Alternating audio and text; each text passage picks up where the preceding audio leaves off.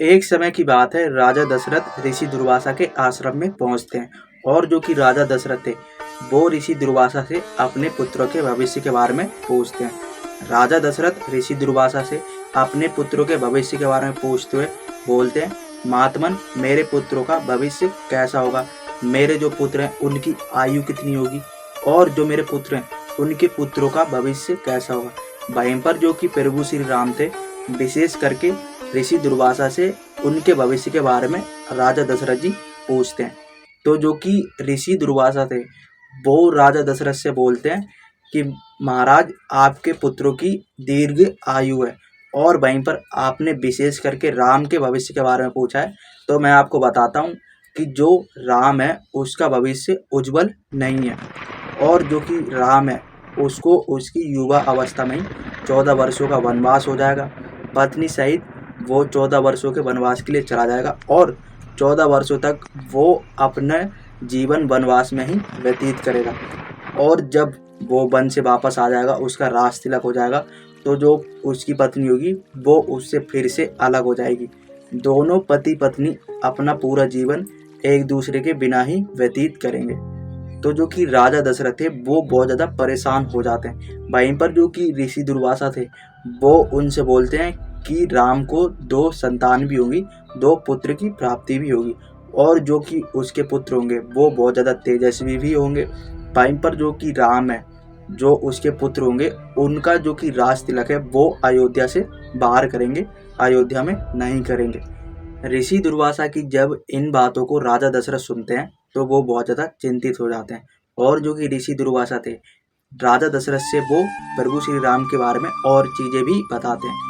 राजा दशरथ जी को वो कहते हैं कि राजन, आप चिंतित ना हो, जो तुम्हारा पुत्र राम है वो स्वयं त्रिलोकीनाथ है, वो स्वयं भगवान विष्णु का ही अवतार है जो कि तुम्हारे यहाँ पर पुत्र रूप में आए हुए हैं। तो जो कि राजा दशरथ थे उनको थोड़ी तसल्ली मिलती है और वहीं पर जो कि राजा दशरथ थे उनके पूछने में वो बोलते हैं कि जो राम है उसका भविष्य ऐसा इसलिए है क्योंकि जो भगवान विष्णु है उन्होंने भृगु ऋषि की पत्नी को मार दिया था। उन्हीं के श्राप के चलते ही जो तुम्हारे राम है उसका भविष्य ऐसा है। जैसा कि ऋषि दुर्वासा ने जो राजा दशरथ है उनको भगवान श्री राम के भविष्य के बारे में बताया, वैसे ही जो प्रभु श्री राम थे उनके जीवन में घटित हुआ था।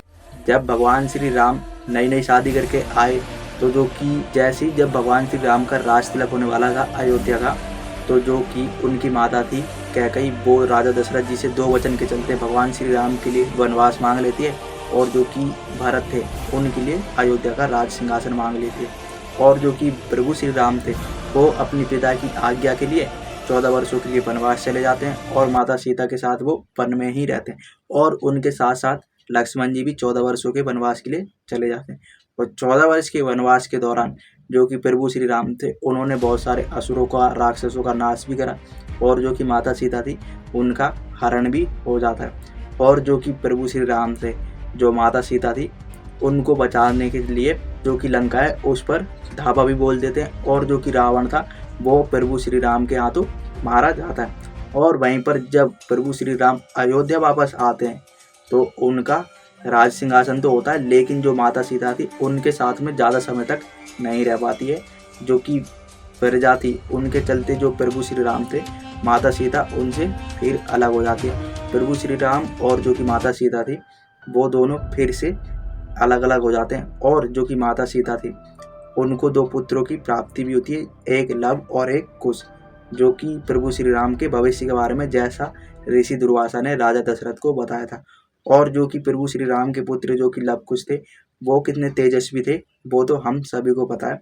प्रभु श्री राम के जो पुत्र थे उन्होंने जो कि लक्ष्मण जी थे उनका भी अभिमान तोड़ दिया था और जो कि हनुमान जी थे उनको भी बंदी बना लिया था।